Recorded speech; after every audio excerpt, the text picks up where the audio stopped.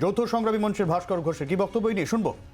56 যে ধারা প্রয়োগ করে নাকি চাকরি থেকে বরখাস্ত করবেন। এখানে এই প্রসঙ্গে আমাদের সংগ্রামী যৌথ মঞ্চের পক্ষ থেকে কতগুলো সঙ্গত প্রশ্ন আমরা তুলছি। 56 যে ধারাটা, সেটা কিন্তু আইএএস এবং আইপিএস ক্যাডারদের জন্য সেন্ট্রালে তৈরি করা একটা আইন। চাকরি থেকে বরখাস্ত করার কোনো প্রভিশন নেই। আমাদের খুব পরিষ্কার কথা যে ভয় দেখিয়ে এসব চমকানি ধমকানি দিয়ে কর্মচারী আন্দোলনকার আপনি দমাতে পারবেন না। আর আপনি যে সুশুরিটা দিচ্ছেন যে মানুষের সাথে কর্মচারীদের একটা বিভেদ তৈরি করার, সেই জায়গাটাও আর কাজ করবে না। কারণ আপনার সাথে এখন মানুষও নেই। আর কর্মচারীরা যে দাবি করছেন, যে আন্দোলন করছেন, সেটা সাধারণ মানুষের জন্য আন্দোলন। শূন্য পদে কেন নিয়োগ করতে পারছেন না, এই বরখাস্ত করার আগে সেই হিসেবগুলো দিন। আর আপনি যদি বরখাস্ত করতে পারেন, জেনে রাখবেন যে তার জন্য আইন আদালত আছে। আপনাকে 1 ইঞ্চি জায়গা ছড়ার জন্য আমরা প্রস্তুত নই।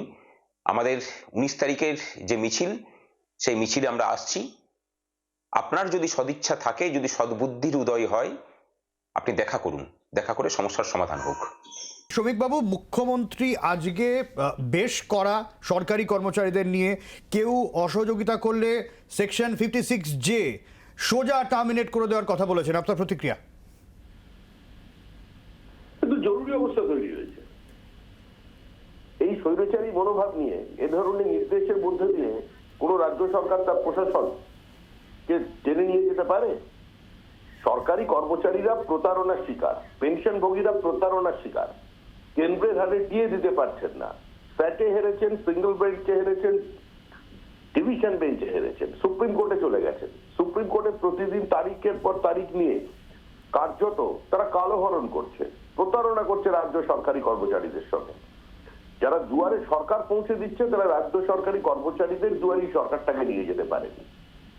এখন আন্দোলন করা, ধর্ণা দেওয়া, প্রতিবাদ করা যে কোনো সিদ্ধান্তের বিরুদ্ধে, সেটা তো অধিকারের মধ্যে পড়ে। তো রাজ্য সরকারি কর্মচারীরা যদি প্রতিবাদ করেন, তারা যদি ধর্ণা অবস্থান করেন, মিটিং করেন, মিছিল করেন, তো তাকে সম্পূর্ণ টার্মিনেট করে দেবেন।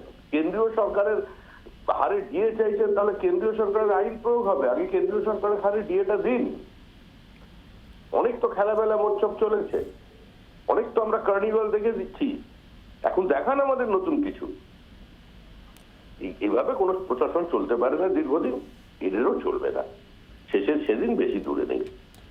বাম নেতা তথা আইনজীবী বিকাশ রঞ্জন ভট্টাচার্য রয়েছেন আমাদের সঙ্গে। বিকাশ রঞ্জন বাবু, আজকে মুখ্যমন্ত্রী মমতা বন্দ্যোপাধ্যায় তিনি মুখ্য সচিবকে নির্দেশ দিয়েছেন যে যারা কাজে ফাঁকি দিচ্ছে তাদের বিরুদ্ধে ব্যবস্থা নিতে হবে, প্রয়োজনে কেন্দ্রীয় আইনের 56 ধারা প্রয়োগ করা হবে। কিভাবে দেখছেন গোটা বিষয়টি? কিছু মনে করবেন না, কিছু কড়া শব্দ হয়তো আমাকে ব্যবহার করতে হতে পারে। সেটা হচ্ছে, যে আইন আছে সে আইনটা কার্যকর করাটা হচ্ছে স্বাভাবিক প্রক্রিয়া। মুখ্যমন্ত্রী যদি কথা বলেন, তাহলে ধরে নিতে হবে এতদিন ধরে তিনি সেই আইনটা কার্যকর করেননি, তাহলে তিনি নিজেই অপদার্থ। যদি সেনাপতি এরকম অপদার্থ হয় যে সময় মতো আইন মতো কাজ করতে পারে না, তাহলে সেই সেনাপতির ধমকিতে সেনাকর্মীরা আদৌ বিচলিত হবে কেন? তারা তো বলবে আমার সেনাপতির দৃষ্টান্তে আমি অনুসরণ করছি। শুধু এই রাজ্যে আইনটা কার্যকর করতে গেলে মুখ্যমন্ত্রীকে বলতে হবে আমি ধমক দিচ্ছি, তো চূড়ান্ত ব্যর্থতা প্রশাসনের সর্বময় কর্তার। সরকারি কর্মচারীরা কাজ করবেন, এটাই স্বাভাবিক। যদি কোনো সরকারি কর্মচারী কাজ না করেন, নির্দিষ্টভাবে তার বিরুদ্ধে অভিযোগ থাকলে পরে তার বিরুদ্ধে বিভাগীয় তদন্ত করে ব্যবস্থা নেওয়া যায়। তো এটা এতদিন মুখ্যমন্ত্রী করেননি কেন? তিনি প্রকৃতপক্ষে এইসব কথা বলে নিজের অপদার্থতা, অযোগ্যতাকে বারবার মানুষের সামনে হাজির করাচ্ছেন। শান্তনু সেন রয়েছেন আমাদের সঙ্গে। শান্তনু বাবু, এই যে মুখ্যমন্ত্রীর বক্তব্য 56 এই নিয়ে সরকারি কর্মচারীদের সংগঠন তারা প্রতিবাদ করছেন। বিজেপির দাবি এই একটা জরুরি অবস্থা তৈরি করতে চাইছেন মুখ্যমন্ত্রী মমতা বন্দ্যোপাধ্যায়। আপনার প্রতিক্রিয়া? সরকারি কর্মচারী যারা, তাদের ন্যূনতম একটা দায়বদ্ধতা থাকে জনমানুষের প্রতি। মমতা বন্দ্যোপাধ্যায় যখন মুখ্যমন্ত্রী হন, তখন 34 বছরের পিছিয়ে পড়া বাংলায় কর্মসংস্থানের জন্য 32 বছরের সময়সীমাটা বাড়িয়ে 40 বছর এবং শিডিউল কাস্ট শিডিউল ট্রাইবদের ক্ষেত্রে 42 ও 45 বছর করা, পয়লা তারিখে মাইনে দেওয়া, নিয়ম করে পেনশন দেওয়া, ওয়েস্ট বেঙ্গল হেলথ স্কিমের মধ্যে দিয়ে বিনা পয়সায় স্বাস্থ্য পরিষেবা দেওয়া,